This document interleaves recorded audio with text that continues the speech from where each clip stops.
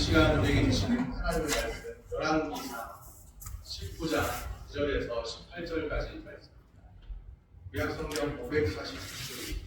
엘리야가 곧 물에 들어가 거기서 머물더니 여호와의 말씀이 그에게 임하여 이르시되 엘리야야 내가 어찌하여 여기 있느냐.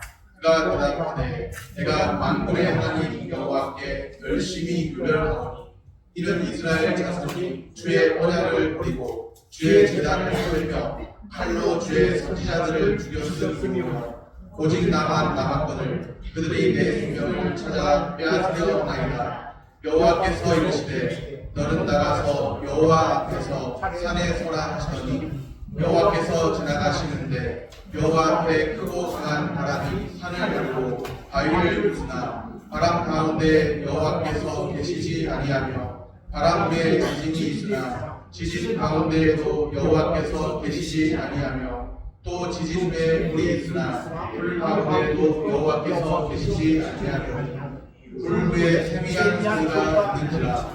엘리야가 듣고 겉옷으로 얼굴을 가리고 나가 불 너비의 성에 소리가 그에게 임하여 이르시되 엘리야야 내가 어찌하여 여기 있느냐.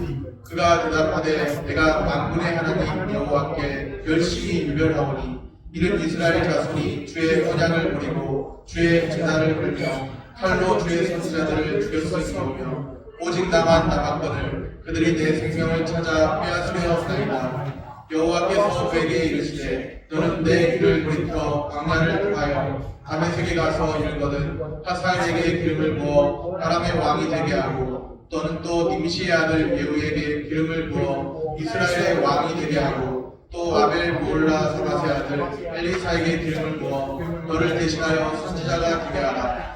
하사엘의 칼을 피하는 자를 예후가 죽일 것이요 예후의 칼을 피하는 자를 엘리사가 죽이리라. 그러나 내가 이스라엘 가운데 7,000명을 남기리니 다 바알에게 무릎을 꿇지 아니하고 다 바알에게 맞추지 아니한 자니라. 아멘. 샬롬. 주님의 평강이 함께하기를 소원합니다. 영적 고립감이 밀려올 때 그런 제목으로 하나님 말씀 함께 나누기 원합니다. 오늘 말씀에 40일 밤낮을 걸어서 정신없이 하나님의 산에 도착한 한 사람이 있습니다. 그는 지금 절박한 심정으로 호렙산을 찾아왔습니다. 왜 하필 호렙산인가? 호렙산은 우리가 잘 아는 이름으로 신의 산이라고 부르기도 합니다. 호렙산은 하나님께서 과거 출애굽한 이스라엘과 언약을 맺었던 곳입니다. 그곳에서 모세가 하나님과 대면했습니다. 이스라엘 백성들이 하나님과 언약을 맺었습니다. 하나님과 하나님의 백성들이 언약을 맺었다는 게 참으로 중요한 것이죠. 지금 호렙산에 도착한 그에게도 하나님과 대면하기를 원하는 마음이 간절합니다. 혹시라도 그곳에 가면 언약을 맺었던 곳인데 혹시라도 그곳에 가면 하나님을 만날 수 있지 않을까, 이런 마음으로 호렙산을 찾아온 것 같습니다. 이 사람이 누구인가요? 엘리야입니다. 엘리야는 호렙산의 어느 굴에 들어갔습니다. 동굴 같은 그런 굴에 들어갔다는 거죠. 거기에 그 굴에 머물러 있었습니다. 다른 사람들을 피해서 하나님을 만나려고. 그런데 호렙산에 와서 굴 속에 들어와서 머물러 있었습니다. 이때 여호와의 말씀이 그에게 임합니다. 9절 말씀입니다. 엘리야가 그곳 굴에 들어가 거기서 머물더니 여호와의 말씀이 그에게 임하여 이르시되 엘리야야 내가 어찌하여 여기 있느냐. 주님의 말씀, 굴 속에 들어가 머물러 있었는데 낙심한 마음도 있고 또 어떻게 하나님을 만날 수 있을까, 그런 마음도 있는데 엘리야야 내가 어찌하여 여기 있느냐, 그렇게 주님이 말씀하십니다. 엘리야는 갈멜산에서 우리가 잘 아는 대로 바알 선지자들과 대결했습니다. 450대 1, 850, 혹은 또 어떤 분들은 850대 1 이렇게 이야기하는데 그렇게 대결해서 위대한 승리를 거둔 적도 있죠. 갈멜산에서 엘리야가 바알 선지자들과 대결한 것을 이스라엘 백성들이 분명히 봤습니다. 하늘로부터 여호와의 불이 내려왔습니다. 불의 선지자라 불리는 엘리야죠. 여호와께서 이스라엘의 참 하나님이심이 명백하게 증명되는 순간이었습니다. 엘리야는 갈멜산에서 그 위대한 승리로 인해서 세상이 바뀌리라 기대했죠. 여호와와 바알을 겸하여 섬기고 혼합주의 신앙이 끝이 나게 되고 여호와 신앙으로 이스라엘은 돌이키리라 그렇게 여겼습니다. 그런데 결과는 엘리야가 기대했던 것과는 다릅니다. 이스라엘이 변화되기는커녕 오히려 엘리야는 철저한 바알 숭배자 이세벨에게서 생명의 위협을 당합니다. 바알과 아세라의 상징이 아합 전부이고 북이스라엘 왕국의 아합 왕과 그의 아내 이세벨이 있는 한 이스라엘의 회복은 불가능해 보입니다. 하나님을 위하여 열심히 주의 사역을 감당했건만 뭔가 소망이 보이지 않고 회복이 보이지 않는다. 이스라엘의 철저한 개혁을 단행하고 여호와 신앙을 회복하는 것이 하나님 중심의 신앙을 회복하는 것이 불가능해 보였습니다. 여전히 바알 숭배자로 존재합니다. 어쩌면 자신의 목숨이 위협당하는 것보다 이것이 엘리야를 더 힘빠지게 한 것 같습니다. 여호와 신앙을 회복하는 것, 하나님 중심의 신앙을 회복하는 것이 그렇게도 어렵다는 그런 생각이 든 것 같아요. 밑빠진 독에 물붓기 같은 그런 느낌이 들었죠. 아무리 해봐야 소용없는 일로 여겨졌습니다. 한계에 부딪혔고 낙심이 밀려왔습니다. 왜 북이스라엘과 남유다가 역사 속에서 멸망하게 되는지 그 이유를 아세요? 지금은 아니지만 나중에 북이스라엘과 남유다가 멸망하게 되는데 왜 역사 속에서 멸망하는지 그 이유를 아시나요? 다윗의 길로 행하지 않고 여로보암의 길, 아합의 길로 행하였기 때문이에요. 이것이 열왕기 사가가 보여주는 열왕기 사가의 관점입니다. 열왕기 사가가 엘리야를 통해 보여주려 하는 것이 있다는 것이죠. 사가마다 보는 관점이 있습니다. 어떤 역사학자들은 민족주의 사관의 그 관점으로 역사를 보기도 하고 또 어떤 역사학자들은 실증주의 역사, 실증사학의 관점에서 역사를 바라보기도 합니다. 여러 관점이 있다는 것이죠.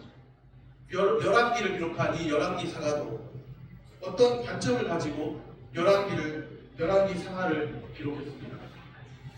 다윗의 길로 행하는 것이 옳은 길인데 다윗의 길로 행하지 않고 여로보암의 길로 또 아합의 길로 따르는 왕들이 있습니다.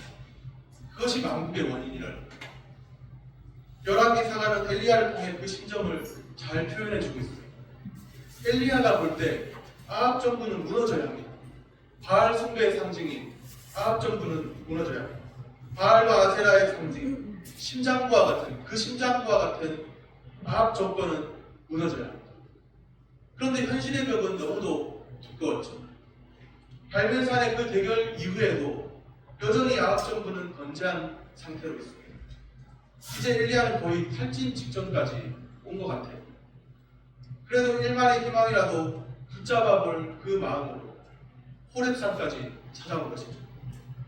그런 엘리야에게 임한 여호와의 말씀입니다. 내가 어찌하여 여기에 있느냐. 주님의 말씀, 잘 아시는, 전능하신, 다 아시는 하나님께서 몰라서 묻는 것이 아니겠죠. 주님의 말씀은 지금 엘리야의 그 상태를 스스로 돌아보게 하는 물음입니다. 자신을 돌아보아 성찰하게 하는 그런 물음이죠. 실패와 좌절을 경험한 엘리야입니다. 그 엘리야가 하나님 앞에서 자신을 재발견하게 하는 물음입니다. 하나님 앞에서 자신을 재발견하면서 소명을 회복해야 합니다. 주님은 우리에게도 물으십니다. 너가 어찌하여 여기에 있느냐? 여기에서 무엇을 하고 있느냐? 동굴에 갇혀서 동굴 안에 여기에서 무엇을 하고 있느냐? 너의 소명을 감당해야 되지 않느냐? 오늘 우리도 주님 앞에서 자신을 재발견하여 소명을 회복하시기를 소원합니다. 내가 어찌하여 여기에 있느냐? 주님의 물음에 엘리야가 어떻게 대답하나요? 10절 말씀입니다. 10절을 우리 같이 한 목소리로 읽겠습니다. 그가 대답하되 내가 만군의 하나님 여호와께 열심히 유별하오니 이는 이스라엘 자손이 주의 언약을 버리고 주의 제단을 헐며 칼로 주의 선지자들을 죽였음이오며 오직 나만 남았거늘 그들이 내 생명을 찾아 빼앗으려 하나이다. 오직 나만 남았거늘 그들이 내 생명까지도 찾아서 빼앗으려고 합니다.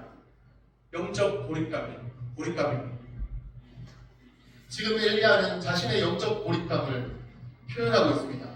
아합 정부에 대항할 선지자들이 이제는 하나도 남지 않았습니다. 홀로 남게 되었습니다. 절망이 배어있는 오직 나만 남았습니다. 오직 나만 교회 일하는 것 같고 절망이 배어있는 그런 하나님, 오직 나만 남았다. 신앙생활 하다 보면 그런 영적 고립감이 밀려올 때가 있습니다. 왠지 나만 헌신하는 것 같고 나만 홀로 뭔가 버티고 있는 것 같은 그런 상황이 처할 때가 있습니다. 혼자서 영적 전쟁을 감당하는 것처럼 그렇게 느껴질 때가 있습니다. 이럴 때가 되면 주저하지 않고 우리는 주님의 말씀에 귀를 기울여야 합니다.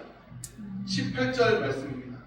그러나 내가 이스라엘 가운데 7,000명을 남기리니 다 바알에게 무릎을 꿇지 아니하고 다 바알에게 입 맞추지 아니한 자니라. 아멘. 저는 이 말씀을 보면서 많은 감동입니다.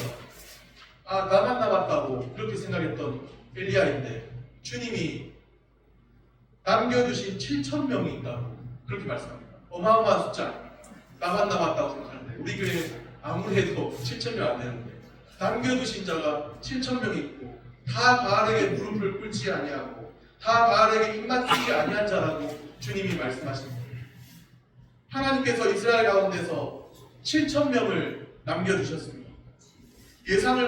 우리의 예상을 훨씬 뛰어넘는 수입니다. 남은 자라는 것이죠. 남은 자. 마지막 때가 되면 확실히 믿음 있는 자를 찾아보기 어려운 것이 현실입니다. 누가복음 18장 8절에 이렇게 말씀합니다. 그러나 인자가 올 때 세상에서 믿음을 보겠느냐? 믿음을 보겠느냐? 그렇게 묻어요. 믿음을 본다는 거예요. 못 본다는 거예요. 믿음을 보기가 참 어렵다는 그런 말씀입니다. 인자가 올 때 세상에서 믿음 있는 자를 찾아보기가 어렵다.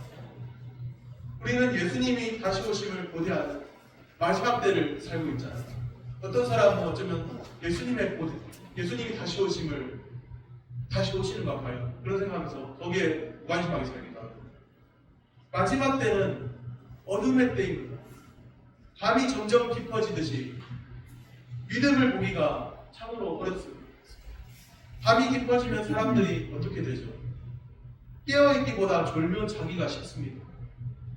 진짜 믿음이 무엇인지 옥석을 가려내기가 쉽지가 않습니다. 물론 가려내도 안 되겠지만 분별이 쉽지 않을 때라는 것이죠. 이러할 때조차도 주님의 은혜로 택하심을 따라서 남은 자, 주님이 예비하신 자들이 있습니다. 믿음 있는 자 보기 어려운 것도 맞죠. 우리가 생각하는 것보다 더욱 많은 사람을 주님이 예비하여 주신 것도 분명히 맞습니다. 지금도 은혜로 택하심을 따라 남은 자들이 있습니다. 믿으시기를 바랍니다. 보이지 않지만 남은 자들이 어딘가에 분명히 존재합니다. 열왕기상 19장 18절 이 말씀을 인용해서 로마서에서 사도 바울이 이렇게 말씀합니다. 로마서 11장 4절 5절 말씀입니다. 그에게 하신 대답이 무엇이냐? 내가 나를 위하여 바알에게 무릎을 꿇지 아니한 사람 7,000명을 남겨두었다 하셨으니 그런즉 이와 같이 지금도 은혜로 택하심을 따라 남은 자가 있느니라. 아멘. 오래전에 청년 때 그런 생각을 한 적이 있습니다. 마지막 때, 예수님이 마지막 때를 말씀하시고 인자가 올 때를 말씀하시고 하셨는데 마지막 때 믿음 있는 자는 얼마나 될까? 그런 생각을 해봤습니다. 그리고 어떻게 정리했느냐 하면 성경에는 믿음을 보기 어렵다는 말씀도 있지, 마지막 때 인자가 믿음을 보겠느냐 하는 그런 말씀도 있지. 그런데 또 엘리야에게 하신 말씀 보면 지금도 은혜로 택하심을 따라 남은 자가 있다는 그 말씀, 사도 바울이 인용한 그 말씀이 있습니다. 이 두 가지 균형을 잘 생각해야 합니다. 믿음 있는 자 보기가 어렵습니다. 맞습니다. 그러나 은혜로 택하심을 따라 남은 자도 있습니다. 그 남은 자가 얼마나 되는지 우리는 알 수 없죠. 그러나 우리가 예상하는 것보다 주님 나만 홀로 남았습니다. 그렇게 말할 때 주님이 말씀하신 것처럼 남겨두신 자 7천이 있다 말씀하신 것처럼 우리가 예상하는 것보다 더욱 많은 사람이 있습니다. 지금도 은혜로 택하심을 따라 남은 자가 있다는 사실입니다. 당장 우리 눈에 보이지 않는다고 하나님 경외하는 자들이 다 사라진 것이 아닙니다. 지금도 신실한 그리스도인들이 여기저기에 분명히 있어요. 영적 고립감이 밀려올 때 우리는 성경의 증언에 귀를 기울여야 합니다. 주님의 말씀을 들어야 합니다. 지금도 은혜로 택하심을 따라 남은 자가 있느니라 그 말씀대로 지금도 여전히 주님께서 남겨두신 자가 있다는 사실이죠. 우리 한 사람 한 사람도 주님께서 은혜로 택하심을 따라 남은 자로 불러주시고 남겨두신 줄로 믿습니다. 말씀을 듣고서 영적 위기와 영적 고립감을 극복해야 합니다. 낙심하기 쉬운 상황에 있을지라도 주님의 말씀에 귀 기울여 보시기를 바랍니다. 주님의 말씀을 듣고 영적 위기와 영적 고립감을 지혜롭게 극복해 가시기를 바랍니다. 말씀을 정리합니다. 하나님 앞에서 자신을 재발견하여 소명을 회복해야 합니다. 말씀을 듣고 영적 위기와 영적 고립감을 극복해야 합니다. 영적 위기, 영적 고립감을 극복하고 우리에게 주신 소명 따라 살아가는 오늘 하루 우리의 남은 생이 될 수 있기를 소원합니다. 기도하겠습니다.